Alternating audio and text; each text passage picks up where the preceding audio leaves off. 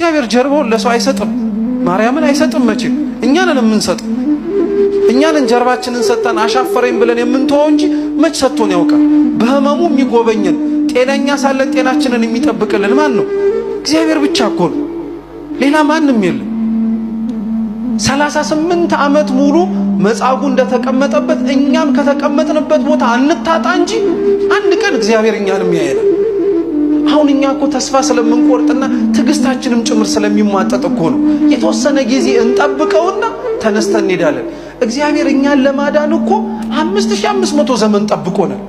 ልባችን እስኪመለስ እናቱን በምድር ላይ ተመልክቶ እሷን የሚመስልም እንደማይኖር አውቆ ፈቃዷን ጠይቆ ማህፀኗ ለማረፍ ያንን ሁሉ ታግሶ ነበር እግዚአብሔር። እውነት እግዚአብሔር በታገሰ ልክ እኛ እሱን መታገስ ለምን ከበደ? እልህኛ ስለሆንን እኮ ነው። ጠባያችን በጣም ስለማይመች እኮ ነው።